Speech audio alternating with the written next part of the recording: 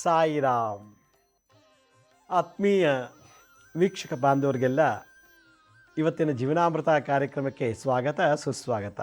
ವೀಕ್ಷಕರೇ, ನಿನ್ನೆ ಸಂಚಿಕೆಯಲ್ಲಿ ಈ ಅನಿಷ್ಟಗಳು ಅಪಶಕನಗಳ ಬಗ್ಗೆ ನಮ್ಮ ಜೀವನದಲ್ಲಿ ಪ್ರತಿನಿತ್ಯ ಬರ್ತದೆ ಹೋಗ್ತಿರ್ತದೆ. ಬಂದರೆ ತುಂಬ ಕಷ್ಟಪಡ್ತೀವಿ, ಬರಬಾರ್ದು ಅಂದರೆ ಏನು ಪರಿಹಾರ ಮಾಡ್ಕೋಬೇಕು ಅನ್ನೋ ಒಂದು ವಿಚಾರನ ನಿನ್ನೆ ಸಂಚಿಕೆಯಲ್ಲಿ ಹನುಮಂತ ತಂತ್ರ ಸಾಧಿರುವಂಥ ಮಂತ್ರದ ಮುಖೇನ ಪರಿಹಾರ ಮಾಡ್ಕೊಳ್ಳೋದು ಹೇಗೆ ಅಂತ ತಿಳಿಸ್ಕೊಟ್ಟಿದ್ದೆ. ನಮ್ಮ ಮನಸ್ಸಿನಲ್ಲಿ ಕೆಟ್ಟದ ಯೋಚನೆ ಬಂದರೆ ಅದೇ ದೊಡ್ಡ ಅನಿಷ್ಟ, ಅದೇ ಅಪಶಕುನ. ನಾವು ಕೆಟ್ಟದಾಗಿ ಯಾವಾಗಲೂ ಮಾತಾಡ್ತಿದ್ರೆ ಅದೇ ಅನಿಷ್ಟ, ಅದೇ ಅಪಶಕುನ ನಮ್ಮ ಜೀವನದಲ್ಲಿ ಬರೋ ಎಲ್ಲ ಕೆಲಸಕ್ಕೂ. ನಾವು ಇನ್ನೊಬ್ಬರಿಗೆ ತೊಂದರೆ ಕೊಡ್ತಾ ಇದ್ದೀವಿ ಅಂದರೆ ಅದೇ ನಾವು ಮಾಡ್ಕೋತಾ ಇದ್ದೀವಿ ಅಪಶಕುನ ಅಂತ. ನಮ್ಮ ಅದೃಷ್ಟಕ್ಕೆ ನಾವೇ ಬೆಂಕಿ ಹಾಕೋತಾ ಇದ್ದೀವಿ. ಇನ್ನೊಬ್ಬರ ಬಗ್ಗೆ ಕೆಟ್ಟ ಮಾತಾಡೋದು, ಇನ್ನೊಬ್ಬರು ಮಾಡೋ ಕೆಲಸಕ್ಕೆ ತೊಂದರೆ ಮಾಡೋದು, ಇನ್ನೊಬ್ಬರ ಬಗ್ಗೆ ಅಪಪ್ರಚಾರ ಮಾಡೋದು, ಇನ್ನೊಬ್ಬರಿಗೆ ಸದಾ ತೊಂದರೆ ಕೊಡ್ತಾ ಇದ್ದೀವಿ ಅಂದರೆ ನಮ್ಮ ಅದೃಷ್ಟಕ್ಕೆ ನಾವೇ ಬೆಂಕಿ ಹಾಕೋತಾ ಇದ್ದೀವಿ ಅಂತ ಅರ್ಥ. ಆಮೇಲೆ ಜಾತಕ ತೊಗೊಂಡೋಗಿ ತೋರಿಸೋ ಜ್ಯೋತಿಷ್ಯರಿಗೆ ವಾಸ್ತವ್ರಿಗೆಲ್ಲ ನೋಡಿ, ಏನು ಏಳಿಗೆ ಆಗ್ತಿಲ್ಲ, ಯಾವುದೇ ರೀತಿ ನಮಗೆ ಫಲ ಸಿಗ್ತಿಲ್ಲ, ಏಳಿಗೆ ಆಗ್ತಿಲ್ಲ ಅಂತ ದಿನ ಅವ್ರ ಬಗ್ಗೆ ಮೋಸ, ಇವ್ರ ಬಗ್ಗೆ ಮೋಸ, ಅವ್ರಿಗೆ ಬೈಯೋದು, ಇವ್ರು ಬೈಯೋದು, ಅವ್ರಿಗೆ ತೊಂದರೆ ಕೊಡೋದು, ಮೋಸ ಮಾಡೋದು, ಇದೆಲ್ಲ ಮಾಡಿದ್ರೆ ಲಕ್ಷ್ಮಿ ಹೇಗೆ ಒಲಿತಾಳೆ, ಅದೃಷ್ಟ ಹೇಗೆ ಬರ್ತದೆ? ನಮ್ಮ ಕೆಟ್ಟತನವೇ ನಮಗೆ ಅಪಶಕುನ, ನಮಗೆ ಅಪಶಕುನ, ಬೇರೆದಲ್ಲ. ನಾವು ಕೆಟ್ಟದಾಗಿ ಏನು ಮಾಡ್ತೀವೋ ಅದೇ ನಮಗೆ ಅನಿಷ್ಟಗಳು. ಇಂಥದನ್ನೆಲ್ಲ ಹೇಗೆ ತೆಗೆದಾಕೋಬೇಕು, ಆತ್ಮಶುದ್ಧೀಕರಣ ಹೇಗೆ ಆಗಬೇಕು, ಸೂಕ್ಷ್ಮ ಶರೀರ ಕಾರಣ ಶರೀರ ಹೇಗೆ ಶುದ್ಧಿ ಆಗಬೇಕು ಅನ್ನೋದನ್ನು ನಿನ್ನೆ ಸಂಚಿಕೆಯಲ್ಲಿ ನಾನು ತಿಳಿಸ್ಕೊಟ್ಟಿದ್ದೆ. ಇವತ್ತು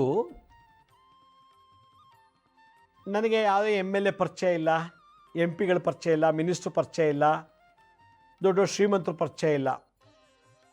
ಆದರೆ ನಾವು ಮಾಡೋ ಕೆಲಸಕ್ಕೆ, ನಾನು ವಾಸ ಮಾಡ್ತಿರೋ ಸ್ಥಳದಲ್ಲಿ ತುಂಬ ಜನ ತೊಂದರೆ ಕೊಡ್ತಾ ಇದ್ದಾರೆ, ಶತ್ರುಗಳಿದ್ದಾರೆ ನನಗೆ. ಮೊನ್ನೆ ಯಾರೋ ಒಬ್ಬರು ಭೇಟಿಯಾಗಿದ್ದರು, ಯಾರೋ ಒಬ್ಬರು ಕನ್ನಡಿಗರವರು. ನಾನು ಪ್ಯಾರಿಸಲ್ಲಿದ್ದಾಗ ಒಬ್ಬರು ಕನ್ನಡದ ನಂಗೆ ಪರಿಚಯ ಬಂದು ಮೀಟ್ ಮಾಡಿದ್ರು. ಅವರು ಮಾತಾಡ್ತಾ ನನಗೆ ಇಲ್ಲಿ ನಾನು ಹೊರದೇಶದಲ್ಲಿದ್ದೀನಿ, ನಮ್ಮ ದೇಶ ಬಿಟ್ಟು ಇಲ್ಲಿ ಬಂದು ಕೆಲಸ ಮಾಡ್ತಾಯಿದ್ದೀನಿ, ನನಗಿಲ್ಲಿ ಆಫೀಸಲ್ಲಿ ಭಾಳಷ್ಟು ಕಷ್ಟ, ನಿದ್ದೆ ಮಾಡೋಕ್ಕೂ ಬರ್ತಿಲ್ಲ, ನಿದ್ದೆ ಮಾಡೋಕ್ಕೆ ಮನಸ್ಸು ಬರ್ತಿಲ್ಲ, ಆಫೀಸ್ದು ಕೆಲಸ ಮಾಡೋಕ್ಕೂ ಭಯ, ಯೋಚನೆ, ಎಲ್ಲಿ ಕೆಲಸ ತೆಗೆದು ಬಿಡ್ತಾರೋ, ಎಲ್ಲಿ ನನಗೆ ತೊಂದರೆ, ಸ್ಯಾಲ್ರಿ ಕಮ್ಮಿ ಮಾಡಿಬಿಡ್ತಾರೋ, ಊರು ಬಿಟ್ಟು ದೇಶ ಬಿಟ್ಟು ಬಂದಿದ್ದೀನಿ, ನನಗೆ ಜಾಬಲ್ಲಿ ಸೆಕ್ಯೂರಿಟಿ ಇಲ್ಲ, ರಕ್ಷಣೆ ಇಲ್ಲ ಅಂಥೇಳಿ. ನನಗೆ ದಿನ ಬಾಸ್ ಬೈತಿರ್ತಾರೆ, ತುಂಬ ಕೆಲಸ ಕೊಡ್ತಾರೆ ಮಾಡಲಿ ಅಂತ. ಅವ್ನು ಬಿಟ್ಟೋಗ್ಲಿ ಅಂತಲೇ ಏನೋ ಒಂದು ದೊಡ್ಡ ದೊಡ್ಡ ಕೆಲಸಗಳು ಕೊಡ್ತಾರಿದ್ರು, ಸಾಕಷ್ಟು ಕೆಲಸ ಕೊಡೋದು, ಬೈಯೋದು, ಬಿಟ್ಟೋಗ್ಲಿ ಅಂತೇಳಿ. ಅವ್ನು ಬಿಟ್ಟೋಗ್ಬಿಟ್ರೆ, ಅವನು ನಾನು ಪ್ಯಾರಿಸಲ್ಲಿದ್ದಾಗ ಮಾತಾಡಿದವನು, ನಾನು ಬೆಂಗಳೂರಲ್ಲಿ ಮನೆ ತೊಗೊಂಡ್ಬಿಟ್ಟಿದ್ದೀನಿ, ಬ್ಯಾಂಕಲ್ಲಿ ಲೋನ್ ತೊಗೊಂಡ್ಬಿಟ್ಟಿದ್ದೀನಿ, ಇಲ್ಲಿ ದುಡಿದು ಅಲ್ಲಿ ಕಳಿಸಿ, ಇಂಡಿಯಾ ಕಳಿಸಿ EMI ಸಾಲ ತೀರ್ಸಿದ್ರೆ ನನ್ನ ಮನೆ ಆಗುತ್ತಿಲ್ಲ, ಅಂದರೆ ಇಲ್ಲಿ ಕೆಲಸ ತೆಗೆದುಬಿಟ್ರೆ ನಂಗೆ ಅಲ್ಲಿ ಸಾಲ ತೀರ್ಸೋಕ್ಕಾಗಲ್ಲ, ಮನೆ ಹರಾಜು ಹಾಕ್ಬಿಡ್ತಾರೆ, ನನಗೆ ಜಾಬಲ್ಲಿ ರಕ್ಷಣೆ ಇಲ್ಲ ಅಂತ ಹೇಳ್ತಾರೆ. ಇದು ಕೆಲಸ ಮಾಡೋರಲ್ಲಿ. ಕೆಲವರು ಬಿಸ್ನೆಸ್ ಮಾಡ್ತಿರ್ತಾರೆ, ಆ ಬಿಸ್ನೆಸ್ನಲ್ಲಿ ಪೊಲೀಸ್ನವ್ರಿಗೂ ಕೊಡಬೇಕು, ಟ್ಯಾಕ್ಸ್ನವ್ರಿಗೆ ಕೊಡಬೇಕು, ನಮಗೆ ದಿನ ರೋಲ್ ಕಾಲ್. ಅವನ ಏರಿಯಾದನೊಬ್ಬ ರೋಡಿ ಅಂತೆ, ಅವನು ಮಂತ್ಲಿ ಇಷ್ಟು ಕೊಡಬೇಕಂತೆ. ನನಗೆ ದುಡ್ದಿದ್ದಲ್ಲಿ 50 ರೂಪಾಯಿ ಬಂದರೆ 45 ರೂಪಾಯಿ ಇವ್ರಿಗೆ ಕೊಟ್ಟು 5 ರೂಪಾಯಿ ಮಾತ್ರ ಉಳಿತಾ. 5 ರೂಪಾಯಿನಲ್ಲಿ ನಮ್ಮ ಮಕ್ಳಿಗೆ ಓದಿಸೋದು, ಮನೆ ಬಾಡಿಗೆ ಕಟ್ಟೋದು, ನನ್ನ ಜೀವನ ಎಲ್ಲ ನೋಡಬೇಕು. ಮತ್ತು ಸಾಲ ಬೇರೆ ಮಾಡಿದ್ದೀನಿ, ಬಂಡವಾಳ ಹಾಕಿದ್ದೀನಿ ಬಿಸ್ನೆಸ್ ಮಾಡಲಿಕ್ಕೆ. ಆ 5 ರೂಪಾಯಿನಲ್ಲಿ ಮಕ್ಕಳು ಎಜುಕೇಷನ್ನು, ಸಂಸಾರ, ಸಾಲ ಬಾಧೆ ಎಲ್ಲ ನಿವಾರಣೆ ಮಾಡ್ಕೋಬೇಕು. 45 ರೂಪಾಯಿ ಅದೇ ಈ ಥರ ಎಲ್ಲ ಅನ್ಯಾಯವಾಗಿ ಹೋಗ್ತಿದೆ.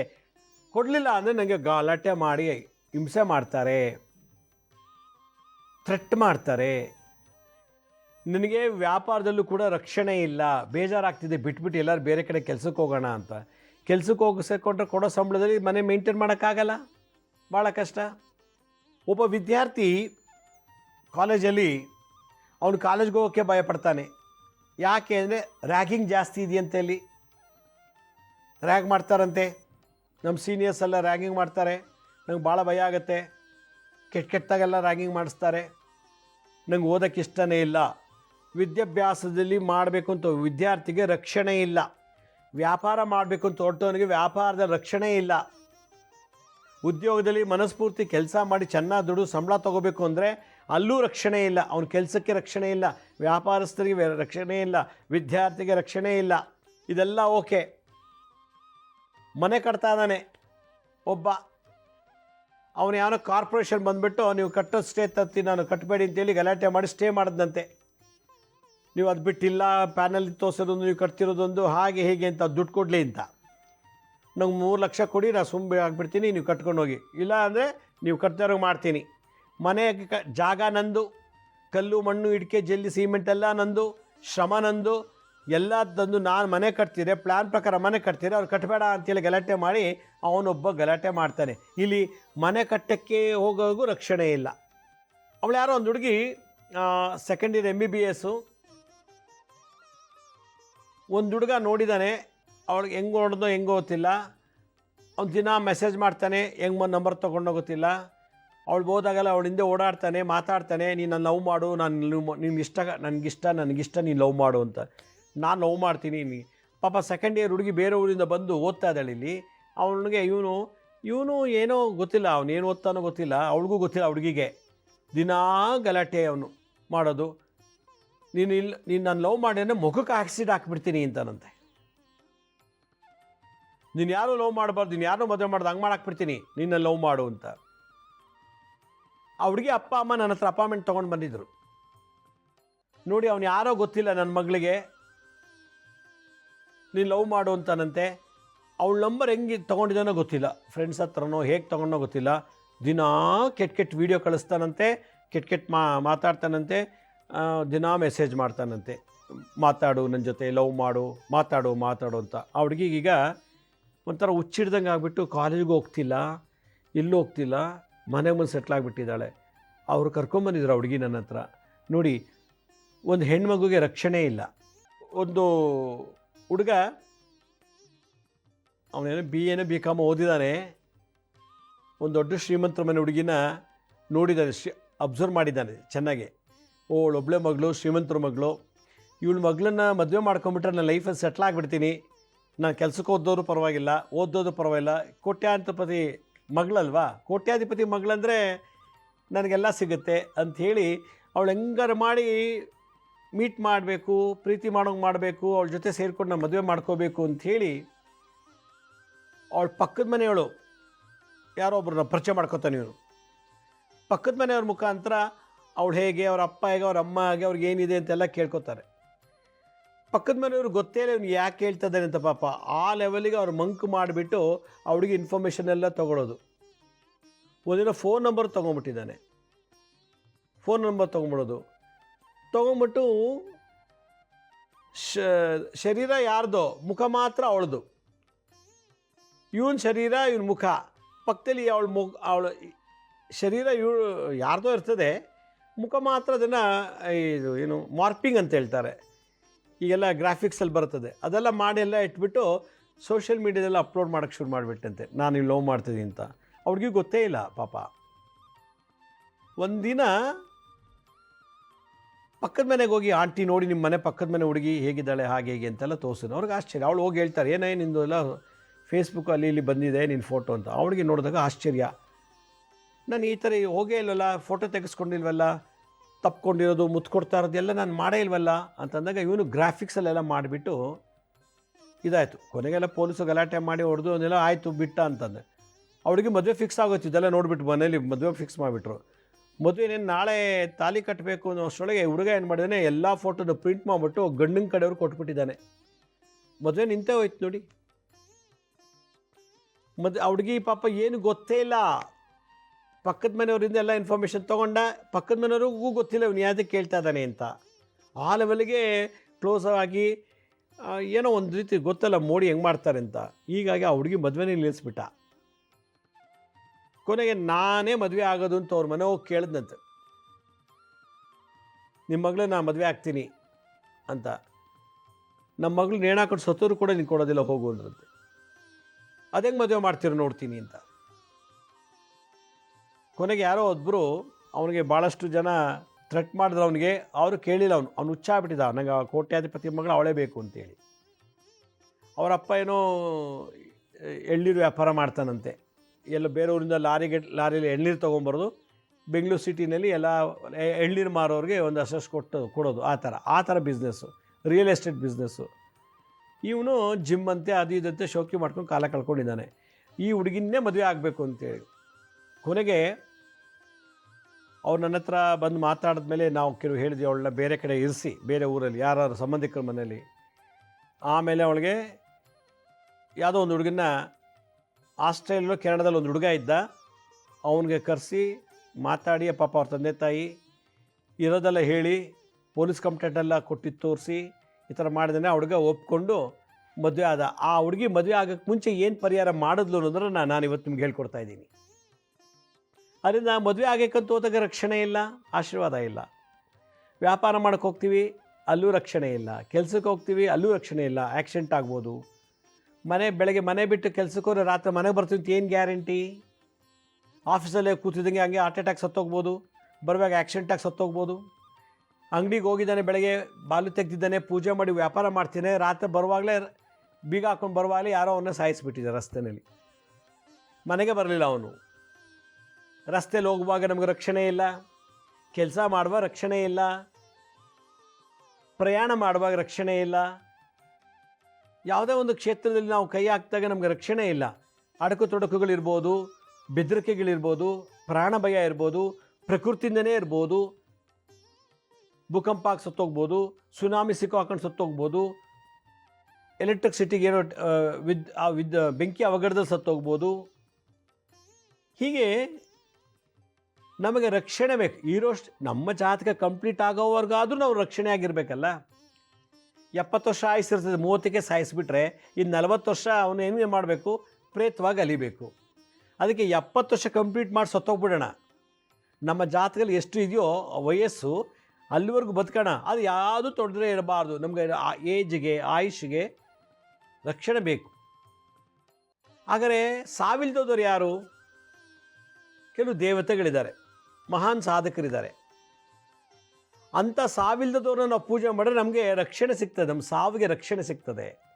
ಆಕ್ಸಿಡೆಂಟಾಗಿ ಸಾಯಬಾರ್ದು, ಮಚ್ಚು ಲಾಂಗಲ್ಲಿ ಹೊಡೆದು ಸಾಯಿಸಬಾರ್ದು, ಊಟದಲ್ಲಿ ವಿಷ ಹಾಕಿ ಸಾಯಿಸಬಾರ್ದು, ಚಾಕು ಚೂರಿಯಾಗಿ ಸಾಯಿಸಬಾರ್ದು, ನೀರಿಗೆ ತಳ್ಳಿ ಸಾಯಿಸಬಾರ್ದು, ಭೂಕಂಪದಲ್ಲಿ ಸತ್ತೋಗಬಾರ್ದು, ಸುನಾಮಿಲಿ ಸತ್ತೋಗಬಾರ್ದು, ಬೆಂಕಿ ಅವಘಡದಲ್ಲಿ ಸಾಯಬಾರ್ದು, ಜಲಪ್ರಳಯದಲ್ಲಿ ಸಾಯಬಾರ್ದು, ಅಥವಾ ಇನ್ಯಾರೋ ಬೇಕು ಅಂತೇಳಿ ನಮಗೆ ನೇಣಾಕಿ ಸಾಯಿಸ್ಬಿಡೋದು.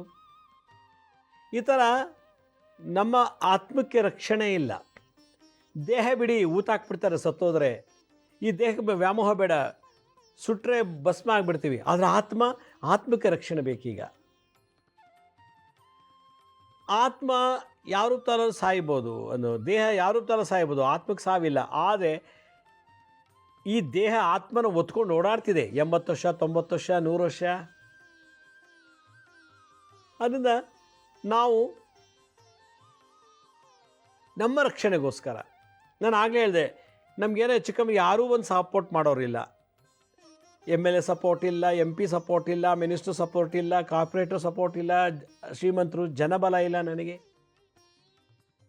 ಅನಾಥವಾಗಿಬಿಡ್ತೀನಿ ನಾನು. ಏನೋ ಹೆಚ್ಚು ಕಮ್ಮಿ ಆಯಿತು ಅಂದರೆ, ಏನೋ ಒಂದು ಪೊಲೀಸ್ ಸ್ಟೇಷನ್ ಕಂಪ್ಲೇಂಟ್ ಕೊಟ್ಟರೆ ಅವರು ತಗೋದಿಲ್ಲ, ಅವರು ಕೂಡ ನೆಗ್ಲೆಕ್ಟ್ ಮಾಡ್ತಾರೆ. ಎಲ್ಲೋದ್ರೆ ರಕ್ಷಣೆ ಸಿಗುತ್ತೆ ನನಗೆ, ಏನು ಮಾಡಿದರೆ ರಕ್ಷಣೆ ಸಿಗುತ್ತೆ ಅನ್ನೋದು ಕಲಿಯುಗದಲ್ಲಿ ದೊಡ್ಡ ಯಕ್ಷ ಪ್ರಶ್ನೆ ಆಗಿಬಿಟ್ಟಿದೆ ಇವತ್ತಿನ ದಿವಸ. ಆದ್ದರಿಂದ MLA, MP, corporator, minister, prime minister, chief minister, president ಎಲ್ರಿಗೂ ಸಾವಿದೆ. ಸಾವಿಲ್ದೋರು ಯಾರು? ಆ ಭಗವಂತ.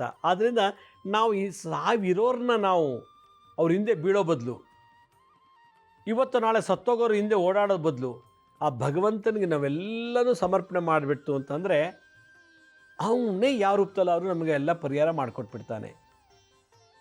ನೋಡಿ, ಆ ಹುಡುಗಿಗೆ ಮದುವೆ ಮಾಡ್ಕೊಳ್ಳೋದು ಬೇಡ ಅನ್ನೋ ಲೆವೆಲ್ಗಿತ್ತು. ನಾವು ಪರಿಹಾರ ಹೇಳಿದ ತಕ್ಷಣ ಆ ಹುಡುಗಿಗೆ ಪರಿಹಾರ ಮಾಡಿ ಈಗ ಆಸ್ಟ್ರೇಲಿಯಾನ ಕೆನಡಾಕ್ಕೆ ಹೋಗಿ ಸೇರಿಕೊಂಡ್ಲು. ಇವನೇನು ಅವ್ಳ ಹುಡುಗಿ ಎಲ್ಲಿದೆ ಅಂತ ಇವಳು ಗೊತ್ತೇ ಆಗ್ತಿಲ್ಲ. ಬೇರೆ ಊರಿಗೋಗಿ ಬೇರೆ ಮದುವೆ ಮಾಡಿಬಿಟ್ರು ಸೀಕ್ರೆಟಾಗಿ. ಒಂದು 10 ಜನ ಕರು ಮದುವೆ ಮಾಡಿಬಿಟ್ರು. ಆ ಪಾಪ ಒಳ್ಳೆ ಹುಡುಗ, ಅವಳು ಏನೇ ಆಗಿಲ್ಲ, ಮದುವೆ ಮಾಡ್ಕೊಂಡಿದ್ದ. ಯಾಕೆ? ಅವಳು ಮಾಡಿರೋ ಪರಿಹಾರ, ಮಂತ್ರ ಪ್ರಯೋಗ, ತಂತ್ರ ಪ್ರಯೋಗ ಅಷ್ಟು ಫಲ ಕೊಡ್ತಾವಳಿಗೆ. ಇವತ್ತು ಆರಾಮಾಗಿದ್ದಾಳೆ. ಮೊನ್ನೆ ಯಾರೋ ಕೇಳಿದಾಗ ಅವಳಿಗೊಂದು ಮಗು ಆಗಿದೆ ಅಂತ ಅಂದರು. ಈ ಥರ ಜನಕ್ಕಿಂದ ಆಗದೆ ಇರೋದು, ಜನರೇ ನಮ್ಗೆ ತೊಂದರೆ ಮಾಡೋದು, ಮತ್ತು ಜನರಿಂದನೂ ಆಗದೆ ಇರೋವಂಥದ್ದನ್ನು ಜನರೇ ತೊಂದರೆ ಮಾಡಿರಲಿ, ಭಗವಂತ ಕಾಪಾಡ್ತಾನೆ. ಜನರ ಕೈಲಿ ಮಾಡೋಕ್ಕೆ ಆಗಲಿಲ್ಲ ಅಂದರೂ ಭಗವಂತ ಮಾಡಿಕೊಡ್ತಾನೆ. ಆ ಲೆವೆಲ್ಗೆ ನಮ್ಮ ಭಕ್ತಿ ವ್ಯಕ್ತಿತ್ವವನ್ನು ಬೆಳೆಸ್ಕೋಬೇಕು. ನಮಗೆ ಎಲ್ಲ ಸಮಯದಲ್ಲೂ ಸೆಕೆಂಡ್ಸು, ನಿಮಿಷ, ಗಂಟೆ, ಪ್ರತಿ ಸೆಕೆಂಡು, ಪ್ರತಿ ನಿಮಿಷ, ಪ್ರತಿ ಗಂಟೆ ನಮಗೆ ಸದಾ ರಕ್ಷಣೆ ಬೇಕು ಅಂತಂದರೆ ಸಾವನ್ನು ಗೆದ್ದವನು ಯಾರು ಅಂದರೆ ಆಂಜನೇಯ, ಹನುಮಾನ್. ಚಿರಂಜೀವಿಗಳಲ್ಲಿ ಹನುಮಾನ್ ಕೂಡ ಒಬ್ಬ ಚಿರಂಜೀವಿ ಅಂತ ಜಗತ್ತಿನಲ್ಲಿ ಪ್ರಖ್ಯಾತ ಆಗಿದ್ದಾರೆ. ಇಂಥ ಹನುಮಾನ್ ನಮಗೆ ವ್ಯಾಪಾರ, ವ್ಯವಹಾರ, ಉದ್ಯೋಗ, ವಿದ್ಯಾಕ್ಷೇತ್ರ, ಲಲಿತ ಕಲಾಕ್ಷೇತ್ರ ಎಲ್ಲೇ ಆದರೂ ಕೂಡ ನಮಗೆ ಸದಾ ರಕ್ಷಣೆ ಇರಬೇಕು. ಯಾರಿಗೆ ಜನಬಲ ಇಲ್ಲ, ಹಣಬಲ ಇಲ್ಲ, ಭಗವಂತನ ಬಲ ಬೇಕಂತೆ. ಅದಕ್ಕೇನು ಮಾಡಬೇಕು? ಹನುಮತ್ ತಂತ್ರಸಾರದಲ್ಲಿ ಆತ್ಮರಕ್ಷಣೆಗೆ, ದೇಹ ರಕ್ಷಣೆಗೆ, ಆಪತ್ಕಾಲ ಬರುವಂಥ ಎಲ್ಲ ತೊಂದರೆಗಳಿಂದ ಬಿಡುಗಡೆ ಮಾಡಲಿಕ್ಕೆ ಶನಿ, ರಾಹು, ಕೇತು ದೋಷ ನಿವಾರಣೆಗೆ ಒಂದು ಹನುಮಂತರ ಮಂತ್ರ ಇದೆ. ಏನು ಮಾಡೋದು? ಕಪ್ಪು ವರ್ಣದ ಭಸ್ಮ, ಅಂದರೆ ಅಗ್ನಿಹೋತ್ರಿ ಮಾಡಿರೋ ಭಸ್ಮ ತಗೊಳ್ಳಿ. ಶನಿಗೆ ಕಪ್ಪು ವರ್ಣ ಭಾಳ ವಿಶೇಷ, ಹನುಮಂತನಿಗೂ ಭಾಳ ವಿಶೇಷ. ನಿಮಗೆ ಅಗ್ನಿಹೋತ್ರ ಭಸ್ಮ ಸಿಕ್ಕಿಲ್ಲ ಅಂದರೆ ಸಿಂಧೂರ ಅಂತ ಸಿಗುತ್ತೆ ಗಂಧಿಗೆ ಅಂಗಡಿಲಿ, ಇಲ್ಲ ಅಷ್ಟಗಂಧನಾರು ತೊಗೋಬೋದು. ಸಿಂಧೂರ ಇಲ್ಲ ಅಷ್ಟಗಂಧ ಇಲ್ಲ ಅಗ್ನಿಹೋತ್ರಿ ಭಸ್ಮ ಕೈಗೆ ತೊಗೊಂಡು ಒಂದೆರಡು ಚಿಟಿಕೆ ಕೈಗೆ ಹಾಕ್ಕೊಳ್ಳಿ, 2 ಚಿಟಿಕೆ ಎಡಗೆಗೆ ಹಾಕ್ಬಿಟ್ಟು ಅದನ್ನು ಅಭಿಮಂತ್ರಿಸ್ಬೇಕು. ಓಂ ಕಶಿಂ ಅಂದರೆ ವಿಚಿತ್ರವಾದಂಥ ದುರ್ಘಟನೆಗಳಿಗೆ ಕಶಿಂ ಅಂತಾರೆ. ಕುಕ್ಷ, ಯಾವುದೇ ರೀತಿ ನಮಗೆ ಟ್ರಬಲ್ ಮಾಡಬಾರ್ದು, ವಿಪರೀತವಾದಂಥ ದುರ್ಘಟನೆಗಳು, ಕಶಿಂ ಕುಕ್ಷ, ನಮಗೆ ಟ್ರಬಲ್ ಮಾಡಬಾರ್ದು. ವರವರ ಅಂಜನಾಪುತ್ರ ಯಾರು? ಹನುಮಂತ. ಆವೇಶಯ, ಈ ಭಸ್ಮಕ್ಕೆ ನೀನು ಬಾ, ಆವಾಹನೆ ಆಗು. ಆವೇಶಯ. ಓಂ ರೀಂ ಹನುಮನ್ ಪಠ್ ಅಂತೇಳಿ, ಇಲ್ಲಿ ಸ್ವಾಹ ಹೇಳೋಂಗಿಲ್ಲ. ಓಂ ಕಶಿಂ ಕುಕ್ಷ ವರವರ ಅಂಜನಾಪುತ್ರ ಆವೇಶಯ ಓಂ ರೀಂ ಹನುಮಾನ್ ಪಠ್. ಓಂ ಕಶಿಂ ಕುಕ್ಷ ವರವರ ಅಂಜನಾಪುತ್ರ ಆವೇಶಯ ಓಂ ರೀಂ ಹನುಮಾನ್ ಪಠ್ ಅಂಥೇಳಿ ಅಭಿಮಂತ್ರಿಸ್ಬಿಟ್ಟು ಅದನ್ನು ಸ್ವಲ್ಪ ಹಣೆಗೆ, ಕಂಠ, ಲಲಾಟ, ತಂತ್ರಸಾಧನೆ ಹೇಳ್ತಾರೆ. ಆ ಒಂದು ಅಗ್ನಿಹೋತ್ರ ಭಸ್ಮನ ಅಥವಾ ಸಿಂಧೂರ ಅಥವಾ ಅಷ್ಟಗಂಧ ಅದನ್ನು ಈ ಮಂತ್ರದಲ್ಲಿ ಅಭಿಮಂತ್ರಿಸ್ಬೇಕು. ಇಲ್ಲಾಂದರೆ ಒಂದು ಬಟ್ಲಲ್ಲೆಲ್ಲ ಹಾಕ್ಬಿಟ್ಟು ಅಭಿಮಂತ್ರಿಸ್ಬಿಟ್ಟು ಡಬ್ಬಕ್ಕೆ ಹಾಕ್ಕೋಬೋದು, ದಿನ ಇಟ್ಕೋಬೋದು, ದಿನ ಹೇಳಲಿಕ್ಕಾಗಲಿಲ್ಲ.